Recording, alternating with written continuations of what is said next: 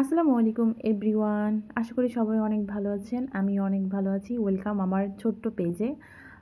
আজকে দেখাবো শোল মাছ রান্না, মানে আলু বেগুন দিয়ে রান্না। ভালোভাবে প্রথমে আগে শোল মাছটা ভালোভাবে ধুয়ে তার মধ্যে অল্প একটু লবণ, মানে ধরেন যে ভাজার জন্য যা যা দিতে হয় কি লবণ, হলুদ, ধনিয়ার গুঁড়া, জিরা, শুকনো মরিচের গুঁড়া দিয়ে সুন্দর করে মাখিয়ে তারপরে দেখতেই পাচ্ছেন কতটা সুন্দর দেখাচ্ছে। তারপরে মাছগুলো ভালোভাবে ভেজে নিব। আমি মাছগুলার উপরের যে পর্শনটা থাকে মানে চামড়া যেটা ওটা উঠিয়ে নিয়েছি। কারণ এভাবে নিলে মাছটা দেখতে অনেক সুন্দর লাগে।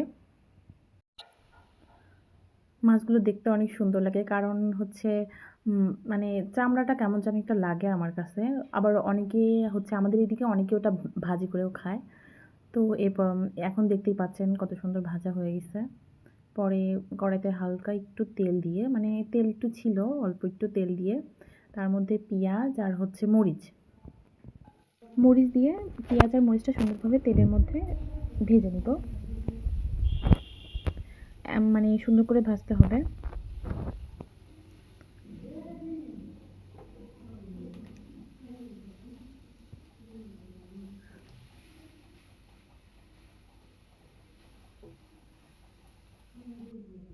তো ভাজার জন্য পেঁয়াজটা যাতে ভালোভাবে ভাজতে পারি, আমাদের এদিকে সুন্দর করে হচ্ছে ভাজার জন্য লবণ ইউজ করে অল্প একটু, যাতে পেঁয়াজটা অনেক সুন্দরভাবে লাল লাল কালারটা আসে।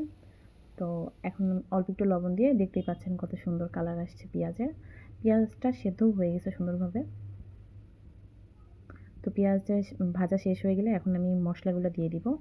এখন আমি এইখানে হচ্ছে অল্প একটু ধনিয়ার গুঁড়া, হলুদের গুঁড়া আপনাদের পরিমাণ মতো আপনারা দিবেন, যার যতটুকু দরকার তরকারি অনুযায়ী। এখন আমি দিব অল্প একটু শুকনো মরিচের গুঁড়া। আমি অল্প একটু শুকনো মরিচের গুঁড়া ইউজ করতেছি কারণ হচ্ছে আমি বাটা শুকনো মরিচটা ইউজ করব। তো লবণ দিয়ে নিলাম। এখন হচ্ছে আমি একটু হচ্ছে পেঁয়াজের বাটা দিচ্ছি।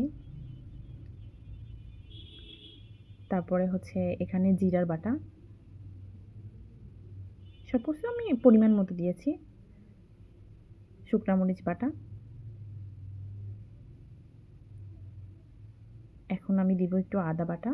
তো শুকনা মরিচ বাটাটা আমার কাছে একটু কম হয়ে গেছে, এজন্য আমি আরও একটু হচ্ছে শুকনা মরিচ বাটাটা ইউজ করব, কারণ আমি ঝাল ঝাল অনেক পছন্দ করি।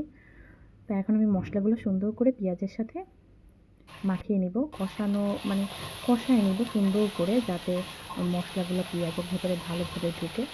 তো আমি অল্প একটু পানি দিয়ে নিব। পানি দেওয়া শেষ হয়ে গেছে। তো এখন আমি সুন্দরভাবে পেঁয়াজগুলো নাড়াচাড়া করে একটু ঢেকে দিব।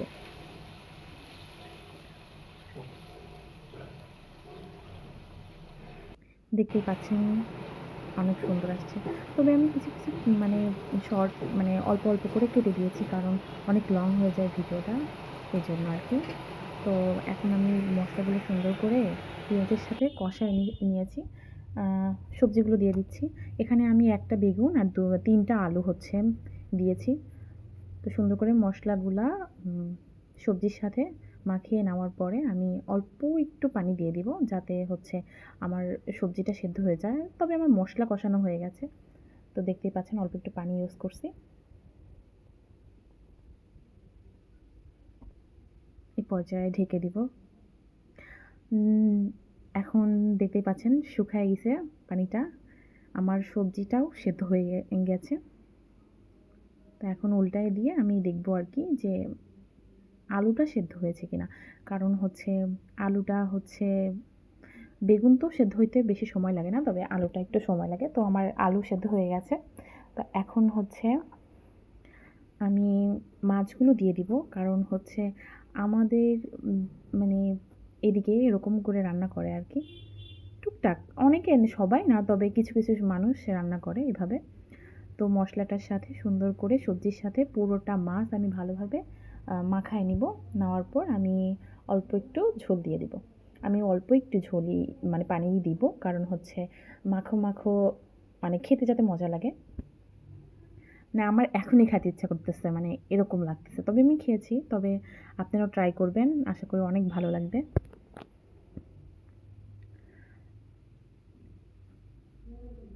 এখন আমি অল্প একটু পানি দিয়ে সুন্দর করে মাছগুলো করে